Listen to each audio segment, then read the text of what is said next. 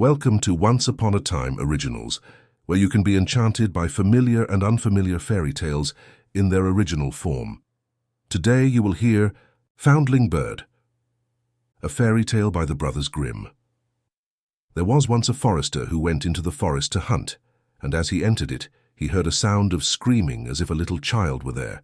He followed the sound, and at last came to a high tree, and at the top of this a little child was sitting, for the mother had fallen asleep under the tree with the child, and a bird of prey had seen it in her arms, had flown down, snatched it away, and set it on the high tree.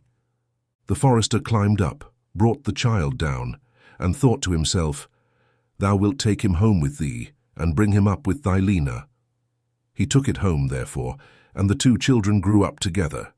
The one, however, which he had found on a tree was called Fundevogel, because a bird had carried it away. Fundevogel and Lena loved each other so dearly that when they did not see each other, they were sad. The forester, however, had an old cook who one evening took 2 pails and began to fetch water, and did not go once only but many times out to the spring. Lena saw this and said, "Hark you, old Sanna, why are you fetching so much water? If thou wilt never repeat it to anyone, I will tell thee why." So Lena said, no, she would never repeat it to anyone, and then the cook said, "Early tomorrow morning, when the forester is out hunting, I will heat the water, and when it is boiling in the kettle I will throw in Fundevogel, and will boil him in it." Betimes next morning the forester got up and went out hunting, and when he was gone the children were still in bed. Then Lena said to Fundevogel, "If thou wilt never leave me, I too will never leave thee." Fundevogel said, "Neither now nor ever will I leave thee." Then said Lena, "Then I will tell thee. Last night, old Sanna carried so many buckets of water into the house that I asked her why she was doing that, and she said that if I would promise not to tell anyone, she would tell me. And I said I would be sure not to tell anyone, and she said that early tomorrow morning when father was out hunting, she would set the kettle full of water, throw thee into it and boil thee. But we will get up quickly, dress ourselves, and go away together." The two children therefore got up, dressed themselves quickly, and went away. When the water in the kettle was boiling, the cook went into the bedroom to fetch Fundevogel and throw him into it.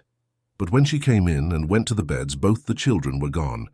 Then she was terribly alarmed, and she said to herself, "What shall I say now when the forester comes home and sees that the children are gone? They must be followed instantly to get them back again." Then the cook sent 3 servants after them, who were to run and overtake the children. The children, however, were sitting outside the forest, and when they saw from afar the 3 servants running, Lena said to Fundevogel, "Never leave me, and I will never leave thee." Fundevogel said, "Neither now, nor ever." Then said Lena, "Do thou become a rose tree, and I the rose upon it." When the 3 servants came to the forest, nothing was there but a rose tree and 1 rose on it, but the children were nowhere. Then said they, "There is nothing to be done here." And they went home and told the cook that they had seen nothing in the forest but a little rose bush with 1 rose on it. Then the old cook scolded and said, "You simpletons, you should have cut the rose bush in 2, and have broken off the rose and brought it home with you. Go and do it once." They had therefore to go out and look for the 2nd time. The children, however, saw them coming from a distance. Then Lena said, "Fundevogel, never leave me, and I will never leave thee." Fundevogel said, "Neither now nor ever." Said Lena, "Then do thou become a church, and I'll be the chandelier in it." So when the 3 servants came, nothing was there but a church, with a chandelier in it. They said therefore to each other, "What can we do here? Let us go home." When they got home, the cook asked if they had not found them. So they said no, they had found nothing but a church, and that there was a chandelier in it. And the cook scolded them and said, "You fools! Why did you not pull the church to pieces and bring the chandelier home with you?" And now the old cook herself got on her legs and went with the 3 servants in pursuit of the children. The children, however, saw from afar that the 3 servants were coming, and the cook waddling after them. Then said Lena, "Fundevogel, never leave me, and I will never leave thee." Then said Fundevogel, "Neither now nor ever." Said Lena, "Be a fish pond, and I will be the duck upon it." The cook, however, came up to them, and when she saw the pond, she lay down by it and was about to drink it up. But the duck swam quickly to her, seized her head in its beak, and drew her into the water, and there the old witch had to drown.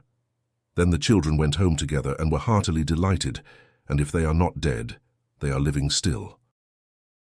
If you liked the story in its original version, don't forget to subscribe to the channel, hit the bell, and leave a like. Thank you, and see you next time on Once Upon a Time Originals.